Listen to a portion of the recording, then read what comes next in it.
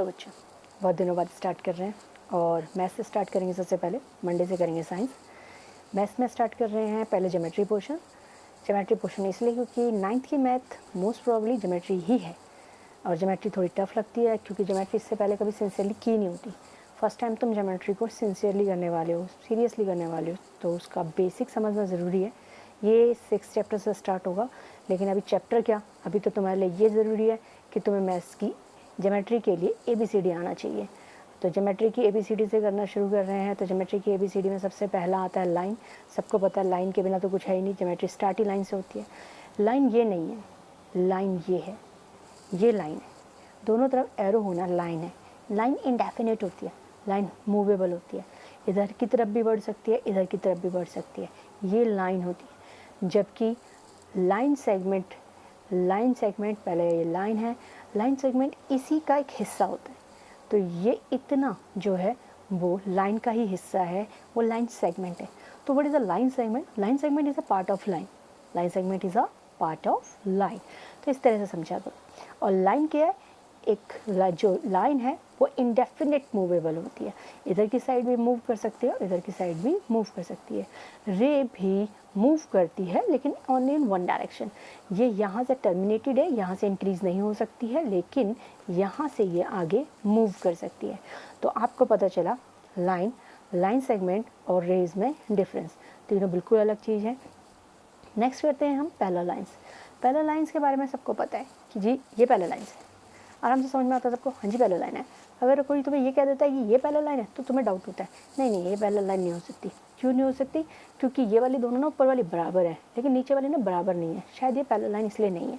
तो ये दोनों पैरेलल लाइन है लेकिन ये दोनों पैरेलल लाइन नहीं है, तुम्हें ऐसा लगता है, but it's a wrong assumption. क्योंकि पैरेलल लाइन का ये क्राइटेरिया कभी नहीं होता कि उन्हें इक्वल होना जरूरी है।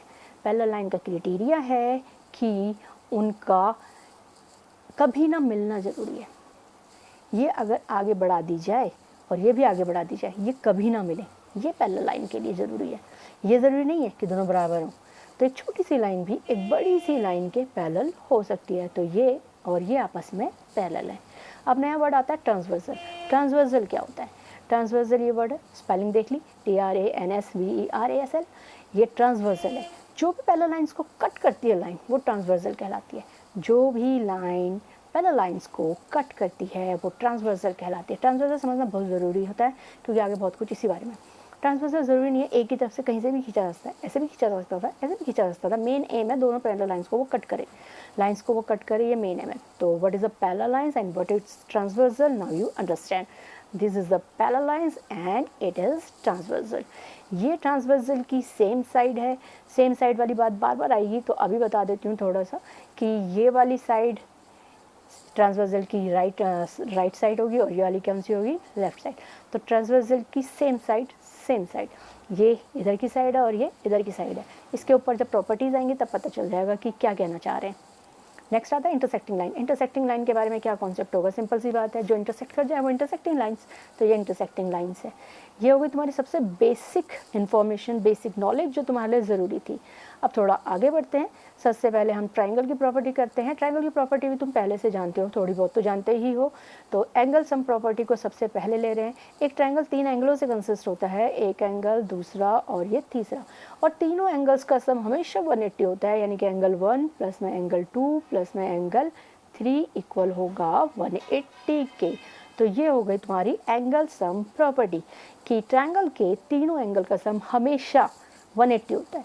तो ऐसी क्वाड्रिलेटरल के चारों एंगल का सम हमेशा 360 होता है। ऐसे फिर पेंटागन का भी होता है, लेकिन वो नॉट इन कोर्स है। फिलहाल के लिए आपके लिए ज़रूरी है कि ट्राइंगल की प्रॉपर्टी आपको पता होनी चाहिए कि उसके तीनों एंगल का सम हमेशा कितना होता है? 180 होता है। नेक्स्ट देखते हैं, ये भी ट्राइंगल की प्रॉपर्टी ही है, ट्राइंगल की प्रॉपर्टी है और ये है तुम्हारी एक्सटीरियर एंगल प्रॉपर्टी। यानी अंदर वाले दोनों एंगल मिला के बाहर वाले के बराबर होते हैं। अंदर वाले दोनों एंगल मिलाकर बाहर वाले के बराबर होते हैं। अगर सपोज़ ये एंगल 30 डिग्री है और ये एंगल 40 डिग्री है, तो इन दोनों को प्लस करके ये वाला एंगल जो होगा वो कितने का होगा? 70 का। तो यानी कि अंदर वाले दोनों एंगल मिला के बाहर वाला एंगल बनाते हैं। ये एक्सटीरियर एंगल प्रॉपर्टी है। ये सारी प्रॉपर्टी तुमने 7th में की है, बस रिवाइज हो रही हैं और रिवाइज होना ज़रूरी है।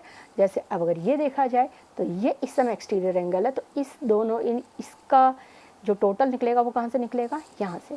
तो एक्सटीरियर एंगल ट्रायंगल के बाहर किसी साइड भी हो सकता है, जैसे इस बार मैंने एक्सटीरियर एंगल इस साइड बना दिया, तो यानी कि इसका सम जो है वो इसके और इसके बराबर होना चाहिए, तो इसे कहते हैं एक्सटीरियर एंगल प्रॉपर्टी। ये सारी प्रॉपर्टी यूज़ होंगी, बिना एक भी प्रॉपर्टी तुम कुछ नहीं कर सकते। तो एंगल सम प्रॉपर्टी हो गई और एक्सटीरियर एंगल प्रॉपर्टी हो गई। Now we start vertical opposite angle. ये इंटरसेक्टिंग लाइन्स थी, इंटरसेक्टिंग लाइन्स के एक तरफ और दूसरी तरफ जो एंगल्स होते हैं वो हमेशा इक्वल होते हैं, तो यानी कि ये एंगल और ये एंगल क्या है, इक्वल है। तो वैसे ही ये एंगल इस एंगल के क्या होगा, इक्वल। तो एंगल 3 और एंगल 4 भी क्या होगा, इक्वल।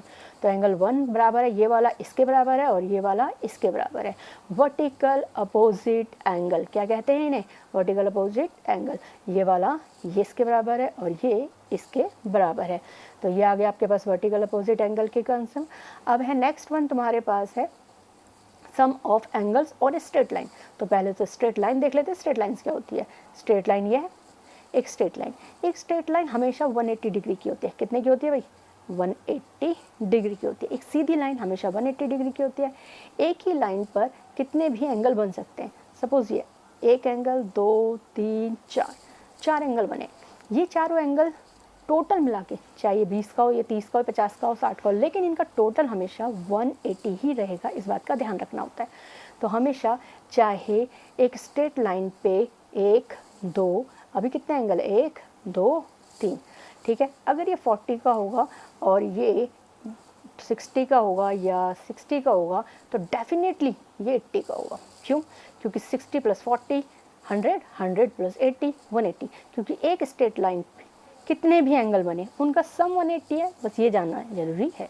तो इसके लिए लाइन क्या लिखी जाती है, sum of angles on a straight line. मैं सबके नाम क्यों बता रही हूँ, सबके नाम लिखना बहुत ज़रूरी होता है। ज्योमेट्री में मैथमेटिकल ज़रूरी नहीं होता इतना जितनी उसके रीज़न लिखने ज़रूरी होते हैं। तो ये प्रॉपर्टीज़ हैं कि हर काम को करने के बाद आपको उसकी प्रॉपर्टी लिखनी पड़ती है कि ये वाली प्रॉपर्टी मैंने यूज़ की है। ये प्रॉपर्टी सेम ही है जो अभी की थी वही है, लेकिन यहाँ पर फ़र्क क्या है, यहाँ पर फ़र्क क्या है कि इस बार भी स्ट्रेट लाइन ही है, मगर स्ट्रेट लाइन पर सिर्फ 2 ही एंगल बने, एक इस साइड और एक इस साइड। तो लीनियर मतलब स्ट्रेट लाइन, पेयर मतलब जोड़ा, यानी कि 2। तो एक ही लाइन पे जब 2 एंगल बनते हैं तो उस प्रॉपर्टी को कहते हैं लीनियर पेयर। सम इनका भी 180 होगा क्योंकि तो सेम ही है, अलग थोड़ी ना है। जैसे कि ये अगर 60 का है तो डेफिनेटली ये 120 का होगा, क्योंकि दोनों का सम हमेशा कितना होता है, 180 ही होता है। अगर एक और लाइन देख लेते हैं एग्जाम्पल के तौर पे, अगर ये वाला 90 का है तो इधर वाला भी 90 का ही होगा, क्योंकि लीनियर पेयर है, यानी कि एक ही लाइन पे 2 एंगल बन रहे हैं और दोनों का सम हमेशा कितना होना चाहिए, 180 होना चाहिए। तो वो चाहे कितना भी छोटा हो, एक एंगल अगर इतना भी छोटा है कि ये 40 है तो सेकंड एंगल 140 का ही होगा, क्योंकि दोनों का सम बस और बस कितना हो सकता है, 180 हो सकता है। तो ये हो गई तुम्हारी लीनियर पेयर की प्रॉपर्टी। नेक्स्ट वन पे आते हैं हम, को इंटीरियर एंगल्स हैं। अब ये जो आ रहे हैं वो सारे के सारे तुम्हारे पैरेलल लाइन से रिलेटेड होंगे। तो पैरेलल लाइन से रिलेटेड कुछ करने जा रहे हैं हम स्टार्ट। तो सबसे पहले तो फिर दोबारा एक बार पैरेलल लाइन बनाते हैं, ट्रांसवर्सल बनाते हैं, जो कि तुमने सीखा। ये पैरेलल लाइन है, ये ट्रांसवर्सल है। तुमसे कहा गया था कि पैरेलल लाइंस में ये ट्रांसवर्सल वर्ड बहुत काम आएगा, ध्यान से समझना।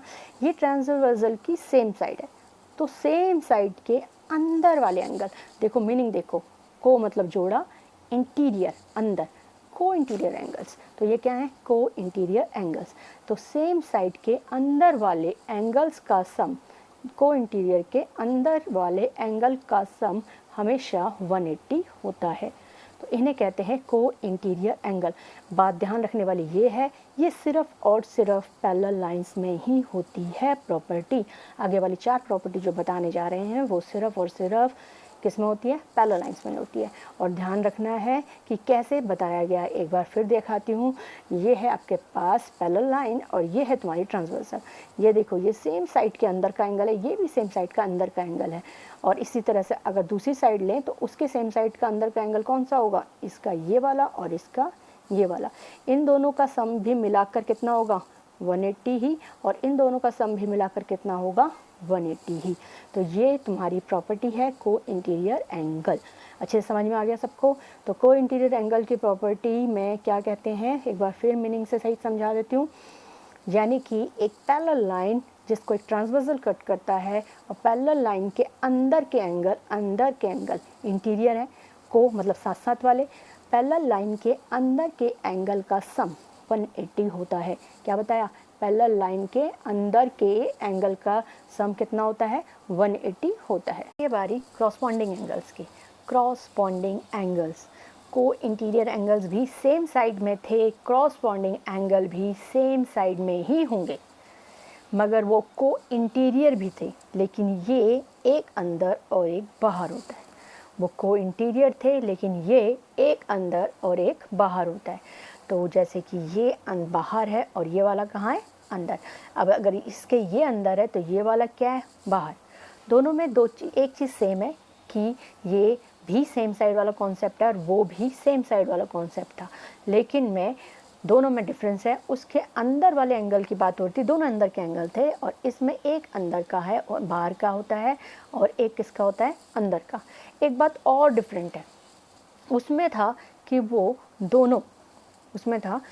दोनों मिलकर 180 बनाते हैं, जबकि इसमें है कि ये दोनों बराबर होते हैं। इसमें क्या है कि ये दोनों बराबर होते हैं। अगर ये 60 का है तो डेफिनेटली ये भी 60 का होगा। इसमें इक्वलिटी का रिलेशन है, जबकि उसमें था सम का रिलेशन। तो इस तरह से रिलेशन अलग अलग होते हैं। तो इनका काम क्या है? क्रॉसपॉन्डिंग। मगर दोनों में सेम चीज़ क्या है? दोनों ही ट्रांसवर्सल के एक साइड वाला कॉन्सेप्ट रखते हैं। दोनों क्या रखते हैं? ट्रांसवर्सल के एक साइड वाला कॉन्सेप्ट रखते हैं। नेक्स्ट पढ़ते हैं हम, अब आपके पास अल्टरनेट एक्सटीरियर एंगल। ये एक है कॉन्सेप्ट जो थोड़ा कम यूज़ होता है, लेकिन पता होना चाहिए, कोई पूछ ले। ये अल्टरनेट एक्सटीरियर एंगल है। अल्टरनेट मतलब हमेशा होता है एक को छोड़कर दूसरा, यानी ये एक साइड में नहीं होते होंगे डेफिनेटली। तो अगर एक इस साइड में है तो दूसरा दूसरी साइड में होगा, यानी कि यहाँ होगा। ये हो गया अल्टरनेट एक्सटीरियर एंगल। अल्टरनेट भी हैं और एक्सटीरियर भी हैं। देखो, अल्टरनेट है तो एक इस साइड होना है और एक इस साइड होना है, अल्टरनेट होने की खूबी है। मगर एक्सटीरियर भी हैं तो दोनों ही पैरेलल लाइन से कहाँ होंगे? बाहर होंगे। दोनों ही पैरेलल लाइन से क्या होंगे? बाहर। तो देखा तुमने कि इसका नाम क्या है? Alternate exterior angle. और खूबी क्या है कि दोनों ही बाहर होंगे। किससे बाहर होंगे? दोनों ही पैरेलल लाइन से बाहर होंगे, क्योंकि नाम ही है एक्सटीरियर। और अल्टरनेट मतलब क्या होता है? एक साइड होना। तो अल्टरनेट एक्सटीरियर एंगल इनका नाम क्यों रखा गया है? उसका रीज़न यही है क्योंकि एक तो ये दोनों अलग अलग साइड पे होते हैं और दोनों ही एक्सटीरियर होते हैं, यानी पैरेलल लाइन से बाहर होते हैं। ये कहलाते हैं अल्टरनेट एक्सटीरियर एंगल। अब आता है तुम्हारे पास अल्टरनेट इंटीरियर एंगल। देखो, नाम से ही पता चल गया होगा, अरे हाँ भाई ये तो अल्टरनेट इंटीरियर एंगल है। तो ये हो गया अल्टरनेट, यानी एक इस साइड और एक इस साइड, लेकिन है तो अंदर के। तो यानी अल्टरनेट इंटीरियर एंगल मतलब होता है एक इस साइड और एक इस साइड, वो भी इंटीरियर। वो भी कहाँ होने चाहिए? सिर्फ इंटीरियर होने चाहिए। अल्टरनेट इंटीरियर एंगल सबसे ज़्यादा यूज़ होता है। हम तो भूल जाते हैं कि अल्टरनेट एक्सटीरियर एंगल भी होता है, क्योंकि मोस्ट प्रॉब्ली सिर्फ अल्टरनेट इंटीरियर एंगल ही यूज़ होते हैं। इसका यूज़ सबसे ज़्यादा होता है, तो उसका ध्यान रखना पड़ता है। तो ज़रूरी नहीं है कि वो हमेशा एकदम क्लियर दिख जाए। कई बार होता है कि एकदम क्लियरिटी से नहीं दिख रहे। जैसे सपोज तुम्हें एग्जांपल देती हूँ, जैसे तुम्हारे पास ये एक रेक्टेंगल है। तुम्हें पता है रेक्टेंगल में ये लाइन और ये लाइन क्या होती है? पैरेलल। अगर ये लाइन पैरेलल है तो यानी कि ये लाइन पैरेलल है और ये एक ट्रांसवर्सल की तरह काम करेगी। किसकी तरह काम करेगी? एक ट्रांसवर्सल की तरह काम करेगी। तो इसका कोई एंगल अगर ये बढ़ गया तो इसका ये वाला लाइन ट्रांसवर्सल है, ये पैरेलल लाइन है, तो एक इधर और एक इधर भी क्या हो सकते हैं? अल्टरनेट एंगल हो सकते हैं। तो अल्टरनेट एंगल ऐसा ही नहीं है कि बिल्कुल साफ साफ दिख जाए कि ये अल्टरनेट एंगल है। देखो एक बार फिर बताती हूँ, जैसे ये तुम्हारी पैरेलल, ये तुम्हारा रेक्टेंगल है, तो ये वाला एंगल और ये वाला एंगल भी क्या होगा? अल्टरनेट। देखो साफ पता चल रहा है अल्टरनेट डायरेक्शन में है, ये ट्रांसवर्सल का काम कर रहा है, तो एक इस साइड है और एक इस साइड है, क्योंकि ये और ये लाइन क्या है? पैरेलल है। तो हमेशा ज़रूरी नहीं है कि एक सिंपल सी ही डायग्राम दिखे जिसमें कहो एक एरा लो जी खुश हो जाओ। हमेशा ऐसे ही तो नहीं हो सकता, कभी कभी तो कॉम्प्लिकेशन आएंगी। वो कॉम्प्लिकेशन वैसे भी करते करते तुम्हें समझ में आ ही जाएंगी। बस एक खास बात याद रखना, जब भी अल्टरनेट एंगल बनते हैं वो एक जेड फॉर्म में बनते हैं, क्योंकि एक इस साइड होता है एक इस साइड होता है, तो उसे अल्टरनेट एंगल्स कहते हैं। लेकिन फिर दोबारा बता रही हूँ, ये सारी property just and just belong करती हैं पैरेलल लाइन से। कोई भी प्रॉपर्टी बिना पैरेलल लाइन के यूज़ नहीं हो सकती इनमें से। तो कौन कौन सी है? Alternate interior angle, alternate exterior angle, corresponding angle, को इंटीरियर एंगल। देखो कितना लिंक है, को इंटीरियर क्रॉसपॉन्डिंग दोनों सेम साइड, को इंटीरियर क्रॉसपॉन्डिंग दोनों सेम साइड।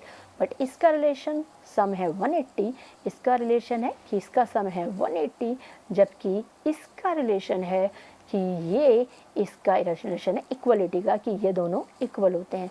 वैसे ही अल्टरनेट एंगल यानी कि एक इस साइड बनेगा और एक इस साइड बनेगा। जब एक्सटीरियर की बात बनेगी तो बाहर बनेगा, और जब इंटीरियर की बात होगी तो अंदर बनेगा। तो ये सारी एंगल्स की तुम्हें इन्फॉर्मेशन मिल गई है। अब उसके बाद तुम्हारे पास और भी बहुत सारी चीज़ें हैं जो तुम्हें जाननी है। अब हम 6.1 स्टार्ट करने जा रहे हैं।